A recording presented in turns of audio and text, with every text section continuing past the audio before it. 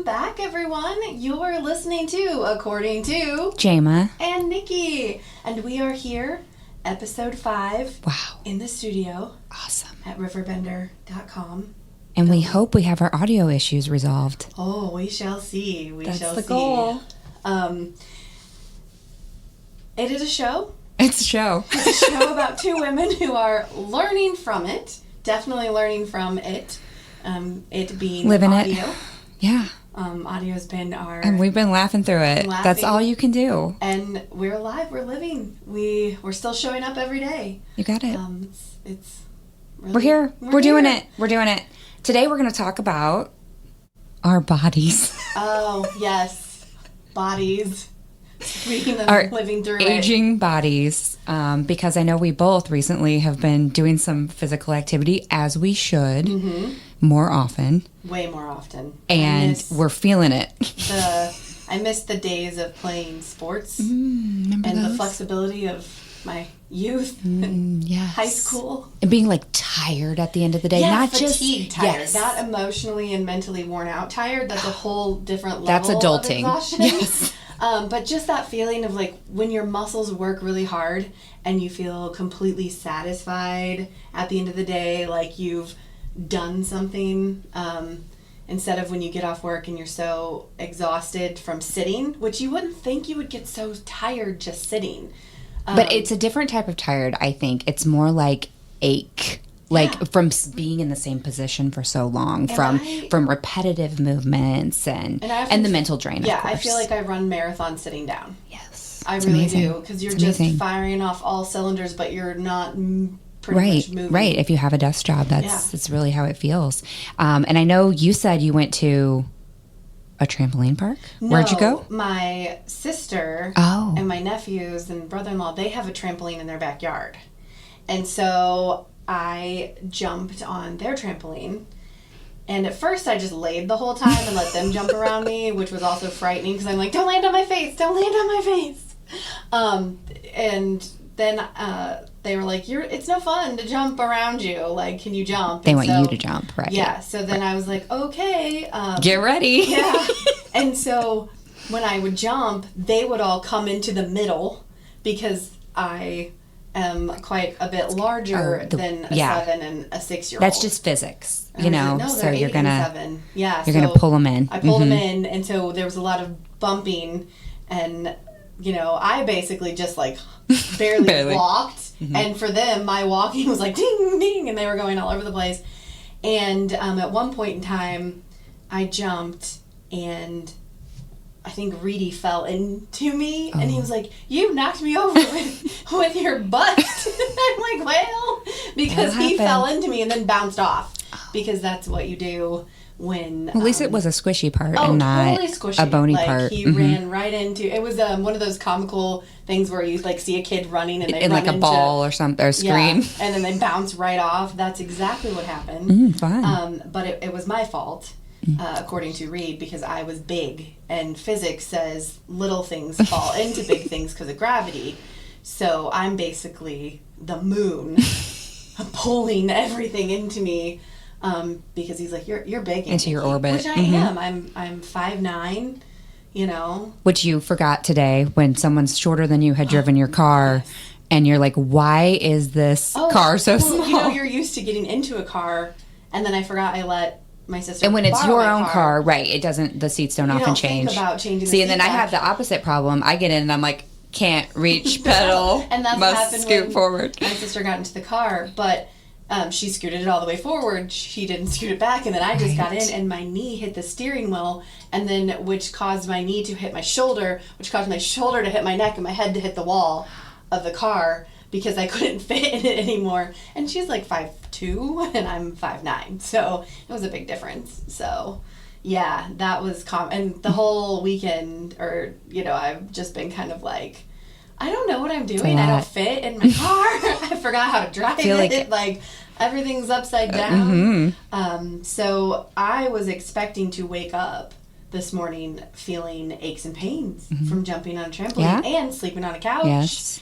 And an air mattress. An air mattress that's slightly deflated halfway through the night. So I ended up just getting on the couch.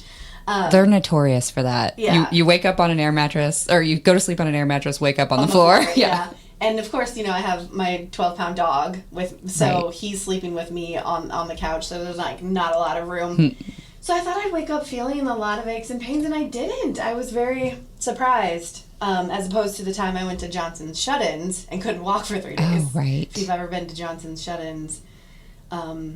They beat you up, huh? Oh, yeah. They beat you up. Have you been? Well, I just know, I'm thinking in my mind about when I've recently ridden roller coasters, and it used to be so much fun. Yes, and now you're like, that hurt, even especially the wooden rickety older ones. I never used to get dizzy. Oh, yes. And now I get dizzy. Yes. Which is really weird. I have to look straight ahead and be prepared. And the stomach feeling. I never really used to get that. I used to love it and just laugh the whole time. And now I'm just braced for dear life and hoping that the engineers checked all the safety. I'm I did not see that weld. I hope everything's all right. Yeah. Yes. Keep your hands and arms inside at all times. I follow all the rules. We went to a local Ninja Warrior gym, tumbling cheerleading type place yesterday, and it was awesome because the whole place, the floor is that squishy, bouncy. So no matter where you're at, it's fun and you feel absorbed. You don't feel the compression when you're walking. Yes, exactly. It was so cool. Around their entrance on the north entrance. Oh, they have this squishy pad around the. Is it a water feature? Yeah. Oh. No, there's no water, but you walk on it and you're like, this is what shoes should be made of. Yeah, right. This is how all ground should be made of that. Why do we have concrete? I don't understand. And so then you walk off of it and you're like, oh wait, I feel my joints again. Yes, it's amazing. It's amazing. But we do, speaking of trampolines, so they have multiple trampolines that are floor level, and strict rule, one person at a time, because trampolines are notorious for injuries. Well, because like you were saying, if one person bounces, and you send the person up, yes, but if you don't time it right, you bust your tooth. Right. Yeah. Or knock heads, or break any number of bones. Yes, there's a lot of injuries that come from trampolines for sure. So be safe. Be safe.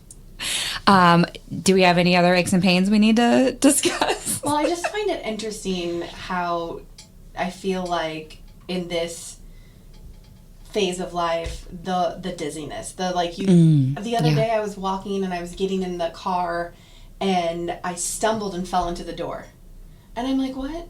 When did I lose my balance all of a sudden? Like, how is that happening? And so then I found out that women, as we age and our hormone balances are changing, it can cause dizziness. Like women aren't klutzy. It's literally I that. am. No, I mean, but really, it literally is that. Because how many women do we know that are older, where 45, and up. 50, 60, who have horrible falls? Break their wrist, break their shoulder. Hips, and everyone's like, oh, you weren't looking where you were watching, or you weren't watching where you were looking. Or going, or any of those things. Or whatever. And so, you're just not paying attention. No, we actually lose our balance. Right, and bone density is an issue. On, and as our bodies are trying to learn, so we're born, we go through puberty. We're learning how to balance these hormones. So our whole brain chemistry is changing. So we get used to that brain chemistry. Well, every month it's an adjustment as well.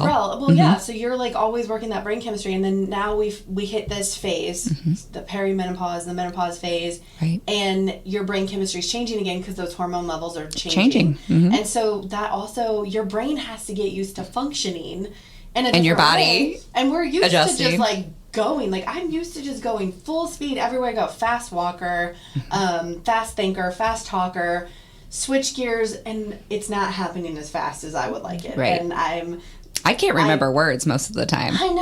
And I cannot do more than one thing at once like I used to. And so that is a huge adjustment, and sometimes you can get really frustrated with yourself. Absolutely. And so Give yourself grace. Give yourself grace. And so with that, remembering words, yes, there is some words and phrases that we wanted to talk about that people commonly get wrong, misuse, or misuse, or get confused on. And so it can give us even more knowledge as we're shifting into this time of our bodies. We're shifting into this, that it's okay. Because you know what? People are getting things confused. Wrong every day. So we're going to talk about some of those when we come back from our break. All right. Talk to you Let's soon. do it.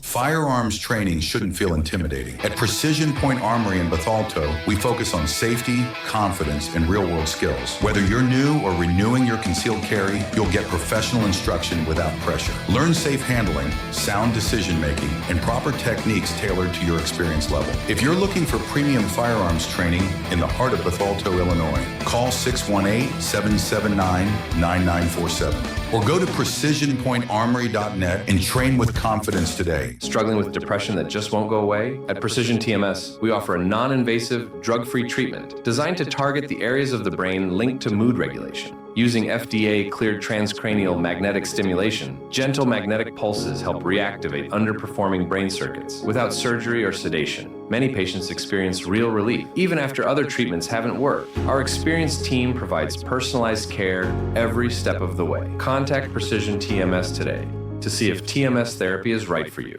Accidents happen in a heartbeat, but lives change forever. Whether it's a car crash, workplace injury, medical malpractice, or wrongful death, you don't have to face the consequences alone. Keith Short and Associates brings over 33 years of experience and a reputation for fighting fiercely for your rights. For relentless representation that you can trust, call Keith Short and Associates at 618-254-0055 today for a free consultation. What's up, it's Mike Keith. What's up, bro? Back to spotlight other amazing alumni and how they discovered their path at Lewis and Clark. Let's jump into it.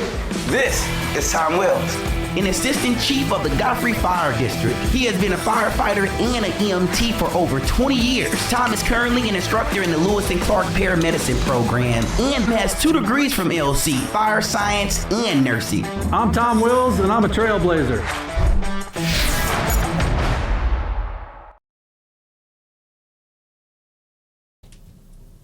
And we're back. We paid some bills. Feels good. So we're talking about getting confused. Right. Things not being what we thought they were. Right. Or not aligning our brains and bodies with each other. I have to ask you. Okay. Let me see. Well, you mentioned the word colloquialism to me. Colloquialism. And that's a tricky one to say, first of all. And then in my mind, I was like, do I know what that really means? So I had to look it up because I was like, in my mind, I thought it was like things you say locally. Yeah, like local phrases and things like wicked smart and that kind of stuff that like, oh, you know that person's from the Boston area because they say that. What Y'all. high school did you go to? Yes, I was thinking about that one. Yeah. Mm-hmm. I think that one's more, honestly, very specific to St. Louis. Like, that is a St. Louis thing for sure.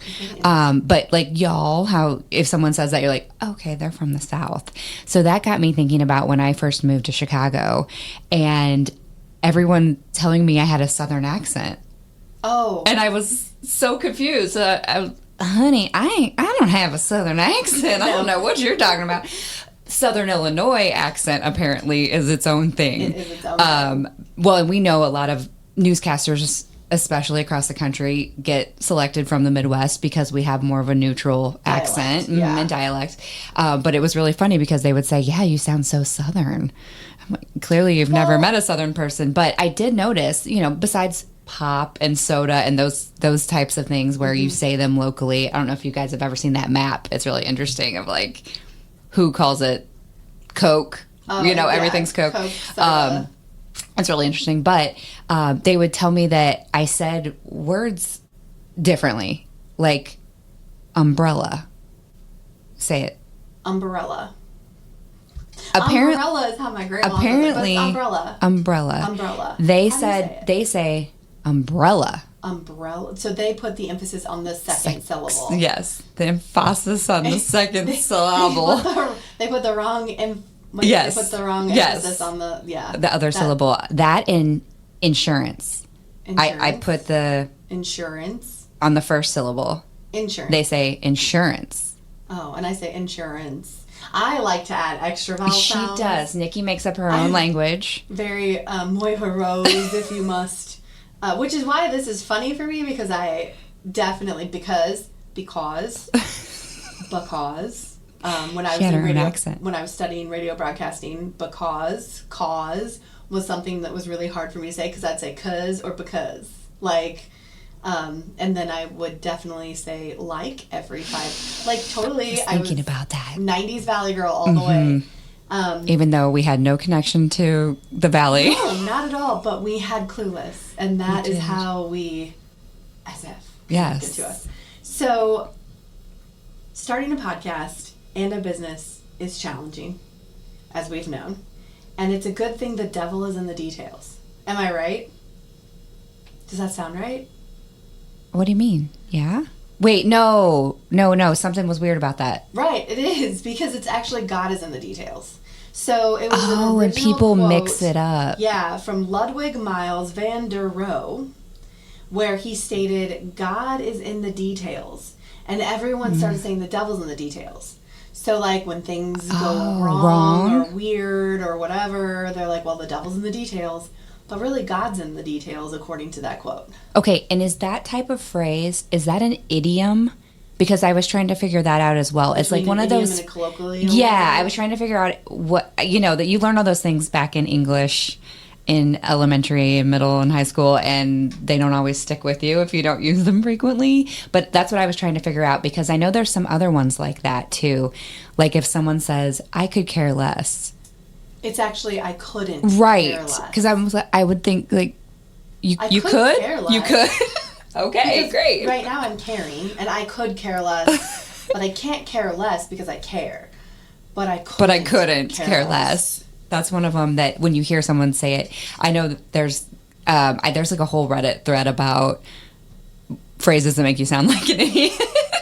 But if you've learned them in a certain way, it's really hard to change.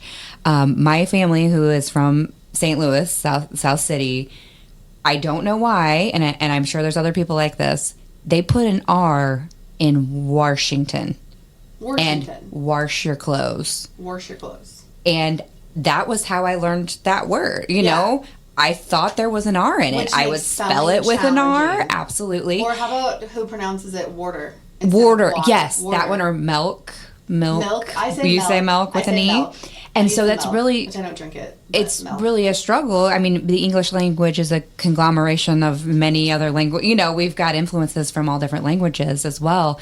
But especially when you're trying to learn how to spell and you can't figure out why you don't know. Yeah, I literally had to train myself to take the R out of that word. Water and wash. It still sounds